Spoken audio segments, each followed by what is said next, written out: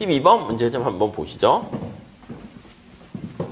자, 12번 문제도요, 뭐, 마찬가지 문제예요. 그래서 경쟁시장과 경쟁기업의, 단기균형 이렇게 나와 있습니다. 8-12번 한번 보시면, 경쟁시장과, 그 다음에 경쟁기업의 단기균형.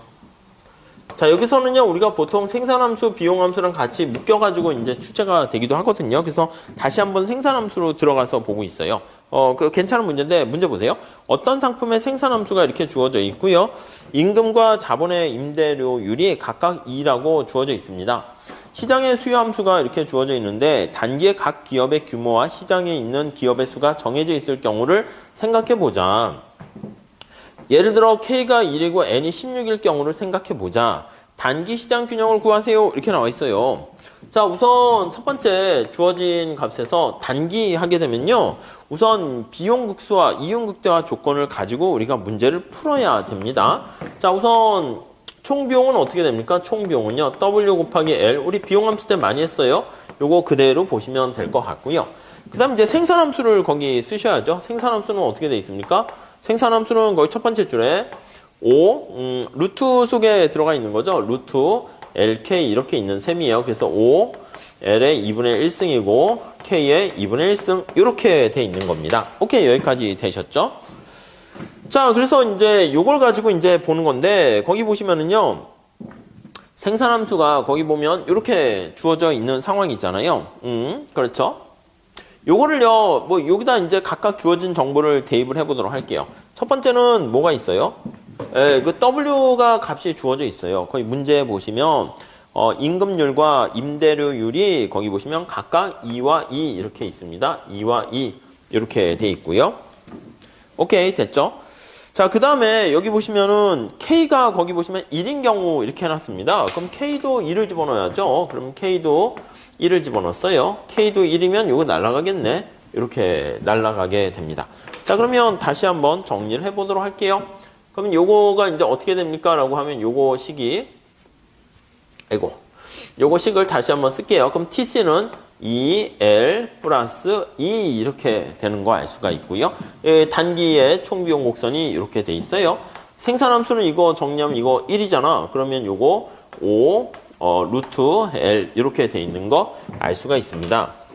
자, 그러니까 우리가 이제 어떤 작업을 하냐면 여기 나와 있는 거 요 L을요 여기다가 대입을 하게 되면 우리가 저 Q를요 Q로 바꿔가지고 대입을 하게 되면 Q가 총비용에 어떤 영향을 미치는가, 총비용을 Q에 대한 함수로 바꿀 수가 있을 겁니다.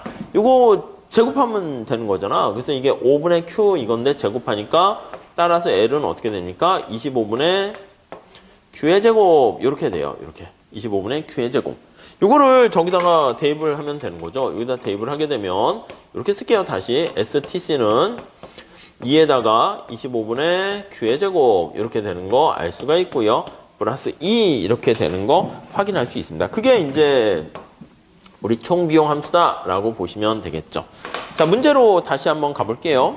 단기 시장 균형을 구하세요라고 했을 때 이윤극대 생산량 식과 그래프를 보셔야 됩니다. 자, 우선 이윤극대를 다시 한번 체크를 해볼게요. 스몰 q 이렇게 보시면 자, TR에서 TC를 빼는 거야. TR은 어떻게 돼요? P 곱하기 Q잖아. P 곱하기 Q 나와 있고요. TC는 어떻게 됩니까? 이게 바로 TC가 되는 거죠. 그러면 25분의 이게 가로가 2개 되니까 이렇게 할게요. 2Q의 제곱 그 다음 플러스 2 이렇게 되는 거 우리가 확인할 수 있겠습니다. 오케이, 이렇게 됐죠. 자, 우리 다음 페이지에 보시면 그래프가 잘 나와 있는데 그 그래프를 좀 보시면서 정리하셔도 돼요. 자, 여기서 밑에 그림 보시면 우리 거기 보시면 밑에 왼쪽이 시장이고 오른쪽이 기업이에요. 기업을 잘 볼게요. 기업, 개별 기업 펌을 한번 보도록 하겠습니다. 자, 그러면 개별 기업의 MC랑 AC를 거기다가 구할 수가 있어요. MC를 구하면 이윤극대 산출량식을 이용해서 우리가 지난번에 한 것처럼 해도 됩니다. 그래서 Q가 생산량이 한 단위 증가했을 때 요거를 빵으로 나서 여기서 개별 기업의 공급 곡선을 도출할 수 있어요. 왜냐면 요걸 이제 P가 이렇게 남잖아요. Q를 미분하게 되면 P는 요거 미분하는 거랑 똑같죠? MC랑 똑같이 됩니다. 그래서 요거 다시 정리하면 이게 MC를 구하게 되면 얘가 넘어가게 되니까 25분의 4Q 이렇게 되는 거잖아요. 이게 P랑 똑같을 때 이게 바로 공급곡선이라니까? 거기 나와 있는 것처럼 이렇게 우상향하는 이게 바로 공급곡선이 되는 것이고요. 그 다음에 AC 곡선을 찾을 수가 있어요. 그래서 AC 곡선을 찾게 되면 요거 SAC 이렇게 찾게 되면 이 Q로 나눠주면 되는 거죠. 요 S예요, S. 그래서 STC를 Q로 나눠주면 되는 거니까 요 Q로 나누면 25분의 2Q 플러스 Q분의 2 이렇게 돼요. 그래서 뭔가 U자 형태로 이렇게 되는 거 알 수가 있을 겁니다. 네, 이해되시죠? 네, 그렇게 정리하시면 되겠어요. 자, 그래서 우선 개별 기업의 단기 공급 곡선 이렇게 쭉 구하고요. 그때 생산량 어떻게 됩니까? 라고 하면 요 생산량 이렇게 여기 최저점 이렇게 결정돼 있어요. 최저점이 어떻게 돼? 5 이렇게 돼 있습니까? 네, 거기 보시면 이렇게 5 이렇게 돼 있네요. 자, 우선 단기 공급 곡선을 우리가 이렇게 해서 구한 거 확인할 수가 있고요. 그 다음 시장 전체 공급량은 공급 곡선은 어떻게 됩니까? 라고 하면 이 단기 공급 곡선을 이게 기업의 수로 이렇게 다 서메이션 하는 거예요. 그래서 서메이션 해가지고 시장 전체 요거를 구할 수가 있어요. N, Q 이런 식으로 정리하시면 되겠죠. N이 이제 서메이션 하게 되는 거예요.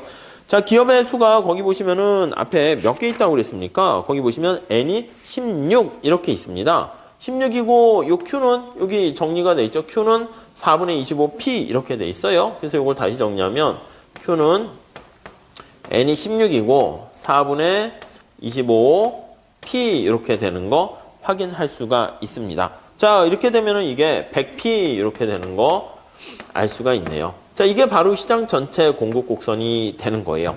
자, 밑에 그림을 잘 그려놨어요. 그래서 100P 해가지고 여기 보시면 100분의 1 P로 정리하면 100분의 1 Q 이렇게 되죠. 자, 그래서 그림을 거기 쭉 잘 그렸는데 여기는 좀 작게 그릴게요. 이렇게 그렸습니다. 여기가 P고 여기가 대문자 큰데 여기에 그래서 거기 보시면 이거 어떻게 돼요?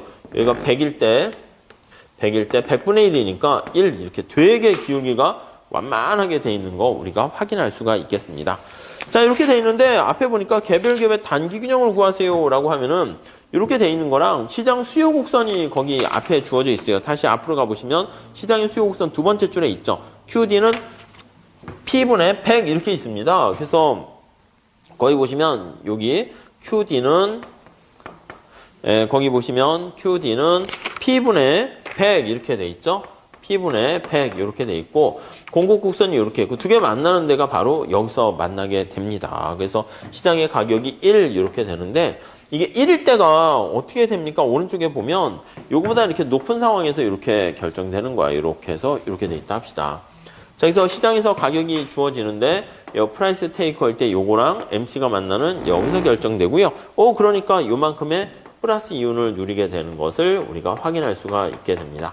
자, 우리가 지금 이번 시간에 한 거는 개별 기업의 어떤 최적 선택 그거 나타내는 거랑 그걸 시장 전체 공급 곡선으로 도출하기 위해서 서메이션해서 시장 전체 공급과 수요 해서 나타내는 거랑 그리고 이게 플러스 이윤이 있으면 당연히 공급량이 증가하지 않겠습니까? 증가하게 되면은 이윤이 사라지게 돼서 장기 이윤이 빵이 되는 거. 그래서 요거 두 개 유기적인 관계를 살펴보는 거, 그게 우리가 지금 시간에 살펴본 거다라고 보시면 될 것 같습니다.